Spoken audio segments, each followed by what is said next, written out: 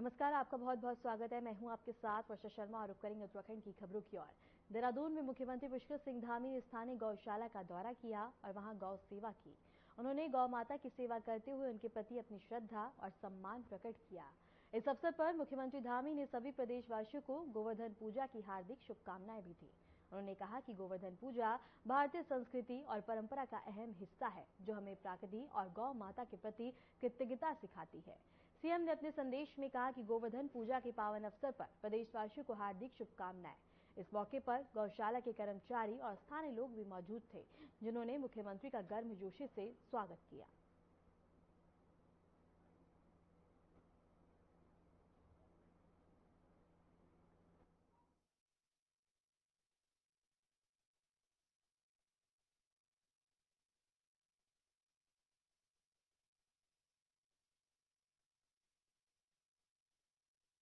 CM Pushkar Singh Dhami ने गौ सेवा की, जहां उन्होंने लोगों को बता दें कि गौ सेवा का संदेश दिया। गोवर्धन पर्व पर बता दें कि सीएम धामी ने प्रदेशवासियों को हार्दिक बधाई और शुभकामनाएं दी हैं। देहरादून में मुख्यमंत्री पुष्कर सिंह धामी ने बता दें कि गोवर्धन पर्व पर पूजा अर्चना की, गौशाला का दौरा किया और वहां गौ सेवा की। उन्होंने गौ माता की सेवा करते उनके प्रति अपनी श्रद्धा और सम्मान प्रकट किया। इस अवसर पर मुख्यमंत्री धामी ने सभी प्रदेशवासियों को गोवर्धन पूजा की हार्दिक शुभकामनाएं भी दी। उन्होंने कहा कि गोवर्धन पूजा भारतीय सांस्कृतिक और परंपरा का अहम हिस्सा है, जो हमें प्रकृति और गौ माता के प्रति कृतज्ञता सिखाती है। सीएम ने अपने संदेश में कहा, गोवर्धन पूजा के पावन अवसर पर प्रदेशवासियों को हार्दिक शुभकामनाएं। इस मौके पर गौशाला के कर्मचारी और स्थानीय लोग भी मौजूद थे, जिन्होंने बता दें कि मुख्यमंत्री का गर्मजोशी से स्वागत किया।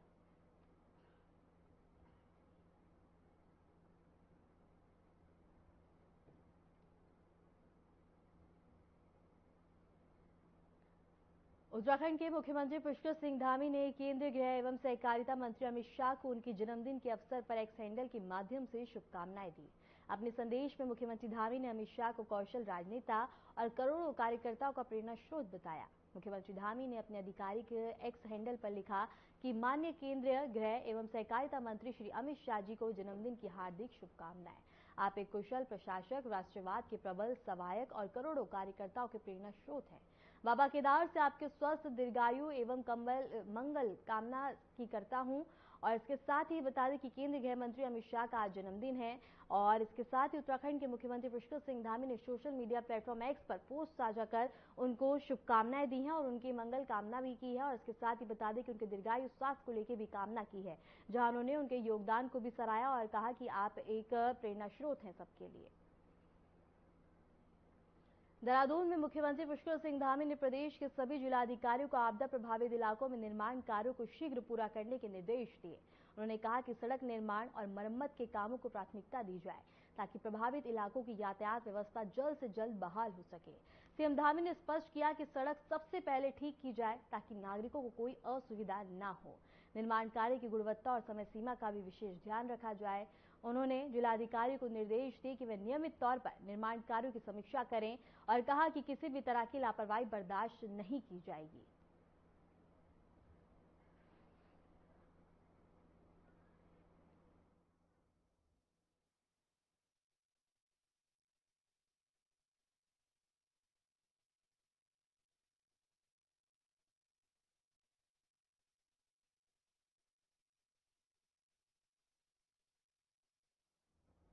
रुक करेंगे अगली खबर की ओर। उत्तराखंड स्थापना दिवस पर आ सकते हैं प्रधानमंत्री नरेंद्र मोदी। मुख्यमंत्री पुष्कर सिंह धामी ने समय मांगा है। 9 नवंबर को देहरादून में सैन्य धाम का लोकार्पण करेंगे और देहरादून के गुनियाल गांव में बना है भव्य सैन्य धाम, जहां बता दें कि शहीदों की आंगन की मिट्टी से हुआ है निर्माण। शौर्य, पराक्रम, बलिदान का प्रतीक बनेगा सैन्य धाम। इस वक्त की बड़ी खबर बता दें, उत्तराखंड के 9 नवंबर को होने वाले स्थापना दिवस के अवसर पर प्रधानमंत्री नरेंद्र मोदी के आने की संभावना है। मुख्यमंत्री पुष्कर सिंह धामी ने प्रधानमंत्री से इस अवसर पर राज्य में आने का समय मांगा है। स्थापना दिवस के दिन देहरादून के गुनियाल गांव में बने भव्य सैन्य धाम का लोकार्पण भी होना है। यह सैन्य धाम देश के शहीदों की आंगन की मिट्टी से निर्मित हुआ है और इसे शौर्य, पराक्रम और बलिदान का प्रतीक माना जा रहा है। इसका उद्देश्य युवाओं में देशभक्ति की भावना को जागृत करना और शहीदों के बलिदान को सम्मान देना है।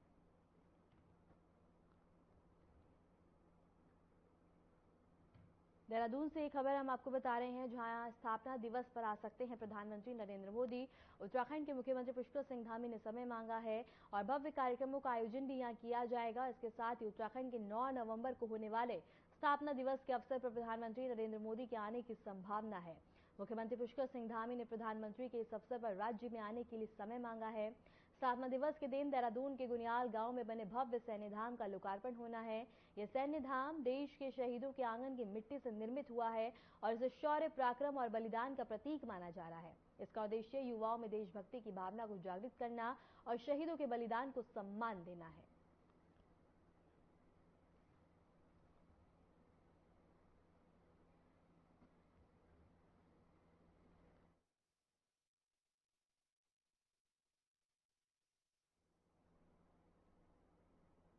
इसी खबर पर रुक करेंगे हमारे संवाददाता आशीष डोवाल का। आशीष, क्या कुछ जानकारी है?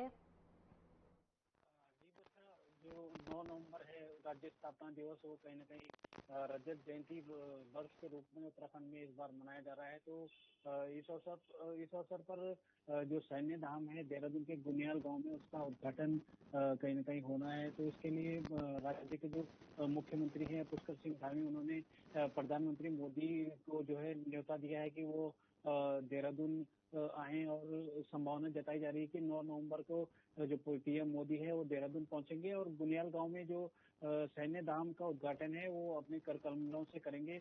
ये सैन्य धाम लंबे समय से इसके निर्माण को लेकर जो है जगह जगह से जो शहीदों की आंगन की मिट्टी है वो यहाँ पर लाई गई है। करीब 1734 जो शहीद हैं देश भर के लिए हुए हैं उत्तराखंड के, उनके शहीदों के आंगन की मिट्टी से जो है ये सैन्य धाम बनाया जा रहा है। और ये कहीं ना कहीं एक भव्य निर्माण हो चुका है गुनियाल गांव देहरादून में और इसका उद्घाटन होना है। तो संभावना यही जताई जा रही है कि पीएम मोदी 9 नवंबर को देहरादून पहुंचेंगे और सैन्य धाम का जो है लोकार्पण करेंगे और देशवासियों को इसे समर्पित करेंगे। जी, बात करें तैयारियों की, तो अभी किस तरह की तैयारियां देखने को मिल रही है? कौन कौन से कार्यक्रमों का आयोजन किया जाएगा? क्या क्या महत्व होगा कार्यक्रम में? और प्रधानमंत्री मोदी के आने की भी संभावनाएं आ सकते हैं, इसको लेकर क्या कुछ जानकारी है?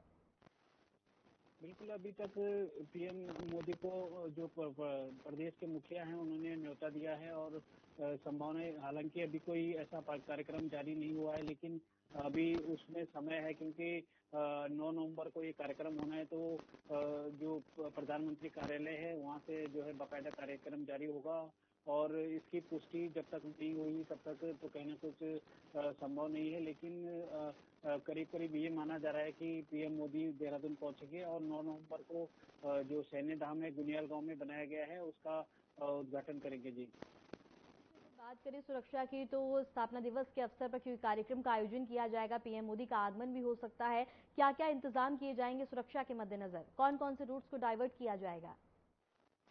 बिल्कुल, अभी उसका डाइवर्ट प्लान बाकायदा जारी होगा। तमाम जो सुरक्षा की व्यवस्थाएं हैं, चाहे हवाई मार्ग से जब पीएम मोदी जौलीग्रांट पहुंचेंगे उसके बाद सड़क मार्ग द्वारा जो गुनियाल गांव है वहां पर जाएंगे, उसका बाकायदा रोड जो प्लान है वो ट्रैफिक प्लान जारी किया जाएगा। सभी जो व्यवस्थाएं हैं वो चाक चौबंद कर दी गई हैं और पीएम मोदी जो कार्यालय है पीएम कार्यालय, पीएमओ से स्वीकृति मिलने के बाद ही सभी जो धरातल पर व्यवस्थाएं हैं वो कहीं ना कहीं दुरुस्त कर दी जाएंगी। स्थापना दिवस में विशेष सत्र का आयोजन भी किया जाएगा, इसको लेकर क्या कुछ जानकारी है, क्या तैयारी है?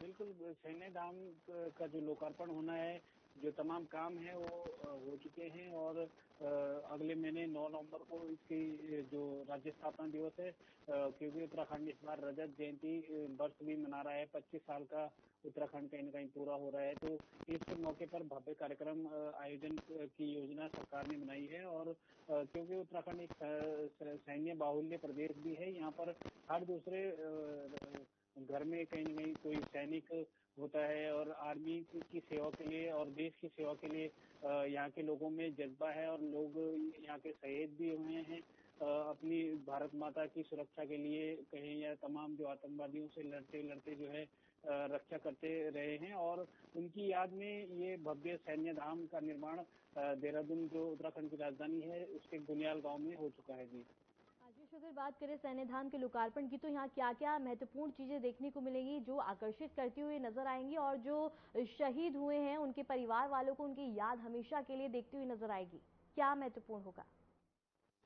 बिल्कुल बल्कि इसमें सबसे बड़ा महत्वपूर्ण तो यही है कि जो हर सैनिक जो शहीद है उसके घर के आंगन की मिट्टी यहाँ पर लाकर एकत्रित की गई है। प्रदेश के 1734 ऐसे शहीदों की मिट्टी हर शहीद के घर के आंगन की मिट्टी उठाकर यहाँ पर लाई गई है। इसके अलावा सभी जो वीर सैनिक हैं उसका पूरा परिचय होगा। तमाम जो किस समय उन्होंने शहादत दी है, उन तमाम जो सैनिकों से जुड़े हुए दस्तावेज हैं वो भी यहाँ पर कहीं न कहीं संजो कर रखे गए हैं। और उनकी याद में एक भव्य सैन्य धाम जिसे कहीं न कहीं उत्तराखंड का 5वां धाम भी बनाने की बात कही जा रही है। तो प्रदेश की अब देखना होगा सरकार क्या फैसला लेती है। कहीं न कहीं शहीदों के लिए ये बहुत बड़ा जो है फैसला, और ये धाम कहीं न कहीं बन चुका है। अगर बात करें स्थापना दिवस की, तो स्थापना दिवस को लेकर अगर स्थानीय लोगों की बात करें तो उनमें किस तरह का माहौल देखने को मिलेगा, किस तरह की ऊर्जा देखने को मिलेगी? नहीं, स्थापना दिवस भी है तो पूरे प्रदेश में तमाम अन्य कार्यक्रम भी होंगे। और जो रजत जयंती जो वर्ष इस साल मनाने जा रहा है उत्तराखंड पूरे 25 साल का हो चुका है। इसके लिए बाकायदा 2 दिन का सत्र भी पहले आयोजित किया जा रहा है। 3 और 4 नवंबर को जो सत्र है, विशेष सत्र आयोजित किया जाएगा। और कहीं न कहीं रजत जयंती वर्ष के मौके पर अभी तक उत्तराखंड ने क्या पाया है, क्या खोया है और क्या होना चाहिए, उसको लेकर भी तमाम जो है चर्चा इस सत्र के दौरान हो सकती है। ठीक है आशीष, आपका फिर से रुक किया जाएगा। देहरादून से बड़ी खबर है, जहां गंगोत्री धाम के कपाट बंद हो गए हैं। शीतकाल के लिए ये बंद हुए हैं मंदिर के कपाट, और कल यमुनोत्री और केदारनाथ धाम के भी कपाट बंद हो जाएंगे। चारधाम यात्रा औपचारिक रूप से समाप्त होती हुई नजर आ रही है। करीब 50 लाख श्रद्धालुओं के देव दर्शन और शीतकाल में मुखवा खरसाली में अब दर्शन किए जाएंगे। चार धाम यात्रा अब समापन की ओर है। आज बता दें कि 11:30 बजे गंगोत्री में मां गंगा मंदिर के कपाट शीतकालीन के लिए बंद कर दिए गए। कपाट बंद होने पर धाम मां गंगा के जयकारों से गूंज उठा। मां गंगा के स्वागत के लिए मुखबा भी तैयार है और मंदिर को भव्य रूप से सजा दिया गया है। कपाट बंद होने के बाद अब यहीं मां गंगा के दर्शन होंगे। तो वहीं भैया दूज पर 23 अक्टूबर को यमुनोत्री में मां यमुना मंदिर के कपाट भी 12:30 बजे शीतकाल के लिए बंद किए जाएंगे। इसके बाद मां यमुना के उत्सव मूर्ति के दर्शन खरसाली गांव में होंगे, और इसके साथ ही कल केदारनाथ धाम के कपाट भी बंद कर दिए जाएंगे। इन कपाट बंद होने के साथ ही इस वर्ष की चारधाम यात्रा औपचारिक रूप से समाप्त हो जाएगी। सरकार के अनुसार इस बार यात्रा में करीब 50 लाख श्रद्धालुओं ने चारों धामों में देव दर्शन किए, जो अब तक के सर्वधारिक आंकड़ों में से एक है। अब शीतकाल में गंगोत्री धाम के पूजन मुखवा गांव और यमुनोत्री धाम के पूजन खरसाली गांव में संपन्न होंगे।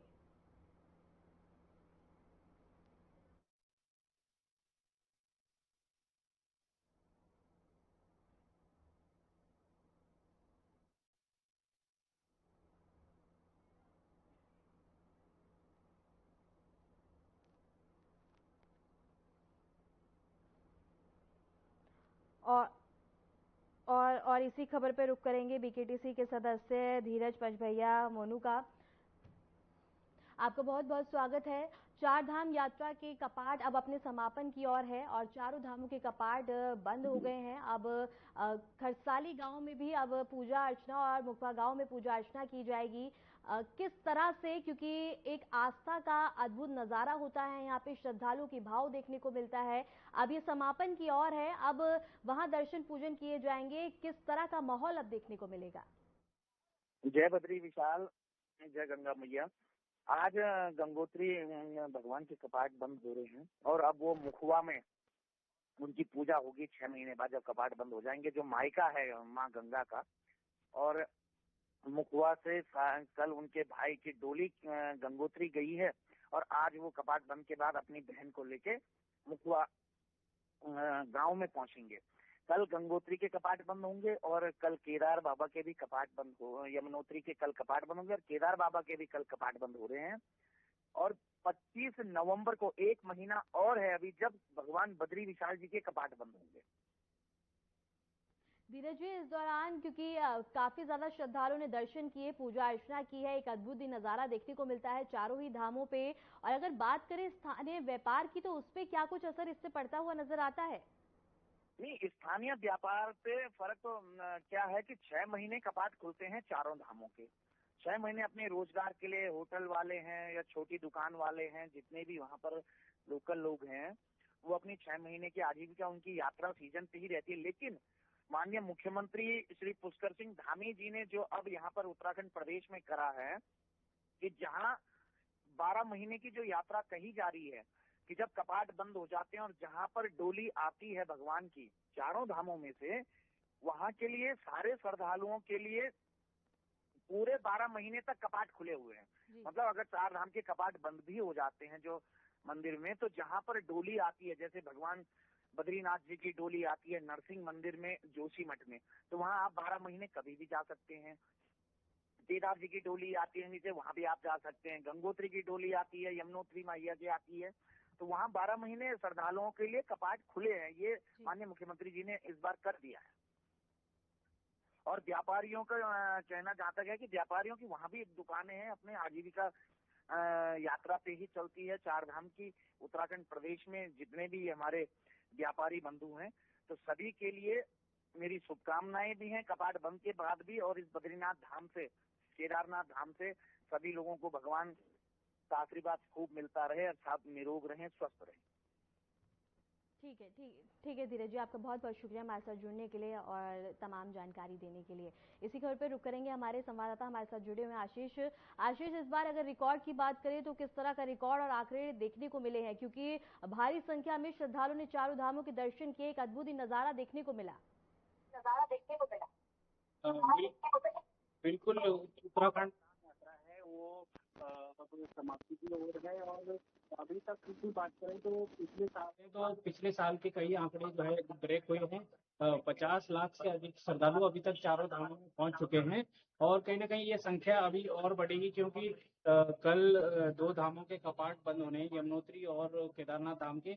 उसके बाद अगले माह जो है 1 माह का समय पूरा है बद्रीनाथ धाम के कपाट बंद होने में। तो कहीं ना कहीं तमाम जो अवरुद्ध इस बार आए हैं, आपदाएं आई, कहीं न कहीं जो दोनों धाम थे गंगोत्री और यमुनोत्री, वहां पर सबसे ज्यादा तबाही का मंजर देखने को मिला। फिर भी जो कई दिनों तक यात्रा बंद रहने के बाद भी जो श्रद्धालुओं का जो आस्था है वो कहीं न कहीं और ज्यादा जो है प्रगाढ़ हुई है। और लोगों का जो उत्तराखंड के 4 धाम के प्रति प्यार था वो और ज्यादा कहीं न कहीं बढ़ा है। और श्रद्धालु लगातार यहाँ पहुंच रहे हैं। और अगले महीने सामने साफ साफ हो जाएगा कि कितने लाख श्रद्धालुओं ने दर्शन किए हैं। अभी तक 50 लाख से अधिक श्रद्धालु चारों धामों में पहुंच चुके हैं। जी आशीष, अगर बात करें तो आप मुखवा और खरसाली में दर्शन किए जाएंगे, पूजा अर्चना की जाएगी गांव में, तो वहां किस तरह का माहौल देखने को मिलेगा, किस तरह की सजावट की गई है? बिल्कुल, गंगा माँ का मायका मुखवा है और वहाँ पर जो गंगा मंदिर है उसको बकायदा दुल्हन की तरह सजाया गया है। और आने वाले 6 माह तक वो जो गंगा माँ है वो अपने मायके में ही रहेंगी। और यहाँ पर जो देश विदेश के श्रद्धालु हैं वो हर बार की तरह पहुंच सकते हैं, पहुंचते भी हैं। और कहीं ना कहीं दूसरी ओर जो कल यमुना मैया की जो डोली है वो भी खरसाली गांव में पहुंच जाएगी अपने मायके में। वहाँ पर जो तीर्थ यात्री हैं वो देश विदेश से आकर दर्शन कर सकते हैं। और वहाँ के लोगों में कहीं ना कहीं उत्साह रहता है जब कपाट बंद होने के बाद दोनों ही जो यमुना मैया की डोली हो चाहे गंगा मैया की डोली हो, दोनों ही गांव में जो इन्हें ध्यानियां मानी जाती है, अपनी बेटियां जो है दोनों गंगा और यमुना माँ को इस गांव के लोग मानते हैं। तो जो जब ये डोलियां वहां पहुंचेंगी, आज गंगा मैया की कहीं ना कहीं डोली पहुंच जाएगी और कल यमुना मैया की डोली खरसाली पहुंच जाएगी, तो लोगों में उत्साह है और एक प्यार है। और वो अपनी जो बेटी बहन को कहें या जो ध्यान कहें, तो उसका स्वागत भव्य तरीके से जो है कर रहे हैं। जी आशीष, अगर बात करें तो चारों धाम अपने समापन की ओर है। अगर स्थानीय व्यापार की बात करें तो क्या अब चारों धाम बंद होने के बाद स्थानीय लोगों के व्यापार पे कोई असर पड़ेगा? बिल्कुल, बिल्कुल इस वर्षा व्यापार में भी असर पड़ता है, लेकिन जो शीतकालीन यात्रा है उत्तराखंड की वो लगातार चलती रहती है। और हालांकि जिस हिसाब से ग्रीष्मकालीन जो मुख्य चारधाम यात्रा है तो उससे थोड़ा बहुत फर्क तो पड़ना लाजमी है, क्योंकि कई लोग जो डंडी कंडी वाले हैं, टैक्सी वाले हैं, चाहे छोटी मोटी दुकान लगाने वाले हैं, यमुनोत्री और केदारनाथ धाम में पैदल मार्ग पर जो अपना व्यवसाय करते हैं, उनको कहीं ना कहीं जो है फर्क पड़ना लाजमी है। और फिर भी जो है सरकार की तरफ से बढ़ावा दिया जाता है। शीतकालीन चारधाम यात्रा को लेकर भी तमाम आयोजन किए जाते हैं। पिछले साल आपने देखा होगा कि पीएम मोदी खुद गंगा मां के मायके मुखबा में आए थे और उन्होंने शीतकालीन यात्रा को बढ़ावा देने के लिए और देश विदेश से लोगों को जो है इस जो संस्कृति हो, चाहे पर्यटन कहें या फिर जो एक उन्होंने एक स्लोगन भी दिया था कि घाम तापो, जो है यहाँ पर आके लोग अच्छी धूप सेक सकते हैं, ले सकते हैं सर्दियों में, तो पहाड़ों में आए सभी लोग जो है अपना स्वस्थ जो वातावरण यहाँ का रहता है, क्योंकि अधिकतर जो मैदानी क्षेत्र है वहां पर लोगों को धूप भी नसीब सर्दियों में नहीं होती है। तो पहाड़ी क्षेत्रों में बिल्कुल शुद्ध वातावरण होता है, तो लोगों को यहाँ आने के लिए कहीं ना कहीं उन्होंने न्योता दिया था और इसका असर भी पड़ रहा है। और जो ग्रीष्मकालीन यात्रा के साथ साथ शीतकालीन यात्रा में लोग जो है अपना जो रोजगार है, स्वरोजगार कहें चाहे तमाम जो व्यवसाय करते हैं वो भी इस दौरान जो है चलते रहेंगे। जी ठीक है आशीष, आपका बहुत बहुत शुक्रिया हमारे साथ जुड़ने के लिए, तमाम जानकारी साझा करने के लिए। रुद्रप्रयाग में मुख्य सचिव आनंद वर्धन ने केदारनाथ धाम का हाल ही में दौरा किया और वहां चल रहे पुनर्निर्माण तथा विकास कार्यों की समीक्षा की। उन्होंने संबंधित अधिकारियों से काम की प्रगति के बारे में जानकारी ली और गुणवत्ता तथा समय सीमा का विशेष ध्यान रखने के निर्देश दिए। मुख्य सचिव ने कहा, केदारनाथ धाम का पुनर्निर्माण उत्तराखंड की धार्मिक और सांस्कृतिक धरोहर के संरक्षण के लिए अत्यंत ही महत्वपूर्ण है। उन्होंने इस पवित्र स्थल के विकास को प्राथमिकता देने की आवश्यकता पर जोर दिया। अधिकारियों ने बताया कि विभिन्न स्थलों पर जल संरक्षण, सड़क निर्माण और यात्री सुविधाओं के लिए विकास के काम तेजी से चल रहे हैं ताकि श्रद्धालुओं को बेहतर सेवा दी जा सके।